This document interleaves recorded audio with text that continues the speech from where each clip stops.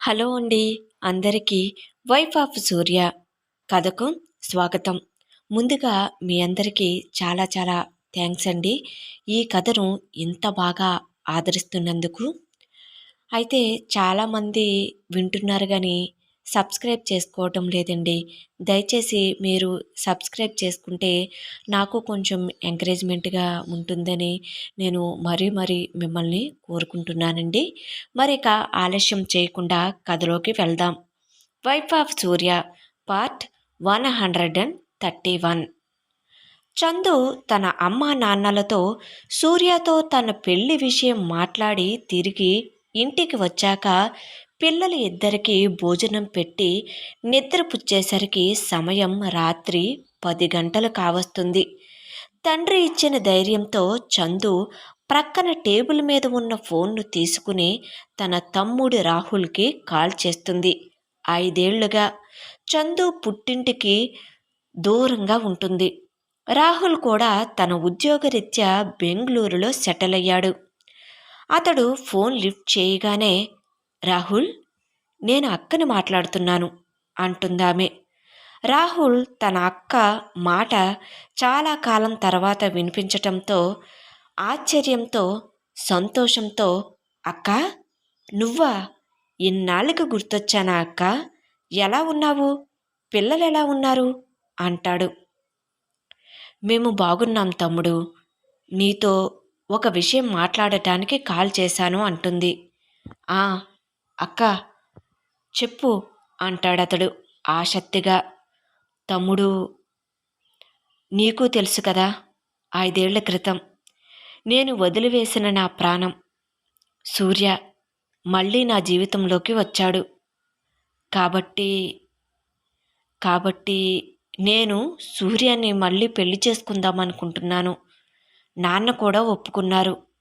అమ్మ మాత్రం కొంచెం కోపంగా ఉంది అంటుంది. ఆ మాట వినగానే రాహుల్ కళ్ళల్లో నీళ్లు తిరుగుతాయి. తన అక్క 5 ఏళ్లుగా అనుభవిస్తున్న నరకం అతనికి తెలుసు. అక్క, ఇది నేను విన్న అతిపెద్ద తీపి కబురు.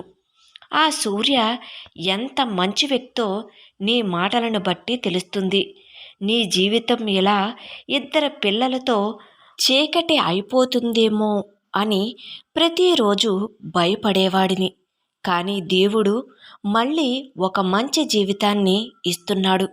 నువ్వు భయం లేకుండా ముందుకు వెళ్ళక్కా. నీ తమ్ముడిగా నా మద్దతు ఎప్పుడూ నీకు ఉంటుంది. రాహుల్ ఫోన్ స్పీకర్ ఆన్లోనే ఉంచి మాట్లాడుతూ ఉంటాడు. ప్రక్కనే బెడ్ మీద కూర్చున్న అతని భార్య సుమ ఇదంతా వింటూ ఉంటుంది. ఆమెకు మొదటి నుంచి చందు అంటే పడదు. చందు మళ్ళీ సూర్య అంతటి కోటీశ్వరుడిని పెళ్లి చేసుకుని మహారాణిలా బ్రతకటం ఆమె అస్సలు భరించలేకపోతుంది. ఆమె వెటకారంగా నవ్వుతూ, అబ్బా, ఏం ప్రేమలేండి బాబు. 2 పిల్లలున్న ఈమెకి ఇంకా పెళ్లి కోరికలు తీరలేదన్నమాట. ఒకడు చాలక ఇప్పుడు ఇంకొకడా? అసలు ఈమెకి ఎంతమంది భర్తలు కావాలట? లోకం ఏమనుకుంటుందో అన్న సిగ్గు ఎప్పుడో వదిలేసింది కదా. ఇప్పుడు మా పరువు కూడా బజారును పడేస్తుంది అంటుంది. ఆ మాటను ఫోన్లో వినగానే చందు అవతల నుండి షాక్ అవుతుంది. ఆమె గుండె ముక్కలైనట్టు అనిపిస్తుంది. కానీ రాహుల్కి ఒక్కసారిగా రక్తం ఉడికిపోతుంది. రాహుల్కి తన అక్క పట్ల ఉన్న గౌరవం, సుమ అన్న మాటలకి కలిగిన ఆవేశం కట్టలు తెంచుకుంటాయి. సుమ, ఏం మాట్లాడుతున్నావు? నోరు అదుపులో పెట్టుకో అని కొంచెం కోపంగా అంటాడు. సుమ మాత్రం ఏమాత్రం తగ్గకుండా ఇంకా రెచ్చిపోతూ, ఎందుకు పెట్టుకోవాలి? తప్ప? విడాకులు తీసుకున్న ఆడది బుద్ధిగా పడి ఉండాలి. కానీ ఇలా మళ్ళీ పెళ్ళిళ్ళు గిల్లిళ్ళు అంటే అసహ్యంగా ఉండదా? ఎవరికో పుట్టిన పిల్లల్ని ఏ భర్త మోస్తాడు అంటూ ఉన్న ఆమె మాట పూర్తి కాకముందే ఫట్ అనే శబ్దం ఆ గదిలో ప్రతిధ్వనిస్తుంది. రాహుల్ తన బలమంతా ఉపయోగించి సుమ చెంప మీద గట్టిగా కొడతాడు. సుమ షాక్కుతో కింద పడిపోతుంది. పెళ్ళైన ఇన్నాళ్లలో రాహుల్ ఆమె మీద చెయ్యి చేసుకోవటం ఇదే మొదటిసారి. రాహుల్ మరింత కోపంతో చూపుడు వేలును చూపిస్తూ మరింతగా గర్జిస్తూ, సుమా, నా అక్క గురించి ఇంకొక మాట అన్నావంటే నిన్ను ఇప్పుడే పాతి పెట్టగలను. ఆమె పడ్డ కష్టాలలో 1% నువ్వు పడినా తట్టుకోలేవు. సూర్య నా అక్క కళ్ళల్లో వెలుగుని నింపుతుంటే నువ్వు విషం చిమ్ముతున్నావా? నా అక్క మీద నీకు అసూయ కదా? ఆమె మళ్ళీ కోటేశ్వరరాలు అవుతుందన్న మంట కదా? ఇక మీదట నా అక్క గురించి కానీ, ఆమె పిల్లల గురించి కానీ, ఆమె పెళ్లి గురించి కానీ ఒక్క పల్లెత్తు మాట అన్నావంటే మన మధ్య బంధం ఉండదు, గుర్తుపెట్టుకో అని హెచ్చరిస్తాడు. సుమ చెంప పట్టుకుని భయంతో అవమానంతో ఏడుస్తూ అక్కడి నుంచి వెళ్ళిపోతుంది. రాహుల్ మళ్ళీ ఫోన్ను తీసుకుంటాడు. అక్క, సుమ తరఫున నేను సారీ చెప్తున్నాను. నువ్వు దేనికి భయపడకు. నేను ఒక 2 రోజులలో బయలుదేరి ఇంటికి వస్తాను. నేను నీకు అండగా ఉంటాను అంటాడు. చందు కళ్ళల్లో నీళ్లు తిరుగుతున్నా ఈసారి ఆ నీళ్లలో ఒక ధైర్యం ఉంటుంది. తన తండ్రి, తన తమ్ముడు తను వెనుక ఉన్నారనే నమ్మకం ఆమెను ఒక కొత్త మనిషిని చేస్తుంది. రక్త సంబంధం అంటే కేవలం పుట్టుకతో వచ్చేది కాదు, కష్టకాలంలో ఆ ప్రాణానికి అండగా నిలబడేది. తండ్రి ఆశీర్వాదం, తమ్ముడి ధైర్యం తోడైతే ఏ సమాజం కూడా ఒక ఆడపిల్లను తలదించలేదని రాహుల్ నిరూపించాడు. విశాలమైన రాజభవనం లాంటి ఇంట్లో రాజారాం సోఫాలో కూర్చుని సీరియస్గా పేపర్ చదువుకుంటూ ఉంటాడు.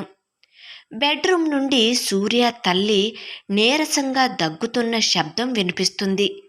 ఆమె గత కొంతకాలంగా అనారోగ్యంతో మంచాన్న ఉంటుంది. ఆమెకు తన కొడుకు సూర్య అంటే ప్రాణం కంటే మిన్న. ఆమె మెల్లగా గోడ పట్టుకుని నడుస్తూ హాలులోకి వస్తుంది.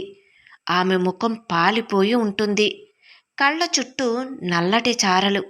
రాజారావు వైపు చూస్తూ వణుకుతున్న గొంతుతో, ఏమండి, ఒక్కసారి నా మాట వినండి. సూర్య వెళ్ళిపోయి ఎంతకాలమయ్యిందో. ఒక్క కొడుకు.